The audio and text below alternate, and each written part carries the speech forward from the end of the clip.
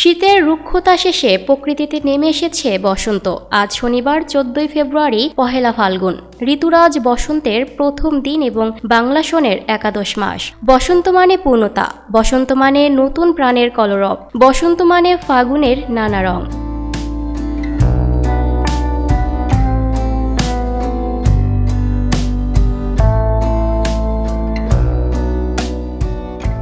বাংলা মাসের ফাল্গুনের প্রথম দিন থেকে এ ঋতু শুরু। ইতিহাস থেকে জানা যায় ফাল্গুন নামটি এসেছে মূলত ফাল্গুনী নক্ষত্র থেকে। খ্রিস্টপূর্ব 1500 সালের দিকে চন্দ্রবর্ষ ও সৌরবর্ষ উভয়ই মেনে চলা হতো। ফাল্গুন ছিল পূর্ণ চন্দ্রের মাস। 1950 থেকে 1960 দশকেই আনুষ্ঠানিকভাবে পহেলা ফাল্গুন পালন শুরু হয়। সে সময় বাংলাদেশের জনগণ পাকিস্তানের সংস্কৃতি থেকে নিজেদের আলাদা করতে রবীন্দ্রসঙ্গীত শোনার পাশাপাশি বাঙালির নিয়মে পহেলা ফাল্গুন পালন শুরু করে। তবে 71-এর পর স্বাধীন দেশে 1991 সালে সর্বপ্রথম ফাল্গুনের প্রথম দিনকে পহেলা ফাল্গুন ও বসন্তে গাছে গাছে নতুন পাতা গজায়, ফুলের মুকুল আসে, পাখি গান গায়, আর বাতাসে ভাসে মিষ্টি ফুলের ঘ্রাণ।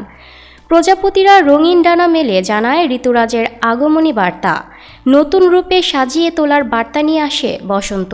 শুধু প্রকৃতিতেই নয়, মানুষের মনেও প্রাণের ছোঁয়া জাগায় বসন্ত।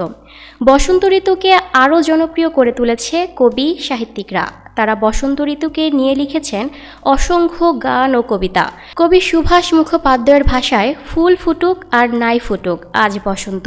বাউল সম্রাট শাহ আব্দুল করিমের বসন্ত নিয়ে লিখেছেন বসন্ত বাতাসে সৈগ বসন্ত বাতাসে, বন্ধুর বাড়ির ফুলের গন্ধ আমার বাড়ি আসে সৈগ বসন্ত বাতাসে। বিশ্বকবি রবীন্দ্রনাথ ঠাকুর বসন্ত নিয়ে লিখেছেন আহা আজি এই বসন্তে এত ফুল ফোটের মতো অসংখ্য কালোজয়ী গান। বাংলাদেশের সংস্কৃতিতে পহেলা ফাল্গুন বা বসন্ত সাংস্কৃতিক অনুষঙ্গ যেমন, তেমনি এ মাসের রাজনৈতিক গুরুত্ব অসীম। ফাগুনে শিমুল আর কৃষ্ণচূড়ার লাল রং মনে করিয়ে দেয় 52 ফাগুনের শহীদদের কথা, মনে করিয়ে দেয় ভাষা শহীদদের রক্তের ইতিহাস। এ মাসেই মায়ের ভাষা বাংলার জন্য জীবন দিয়েছিলেন রফিক, শফিক, বরকত, সালামরা। তাদের রক্তের সোপান বেয়ে আসে বাংলাদেশের স্বাধীনতা। তাই ফাগুন বাঙালির দ্রোহেরও মাস।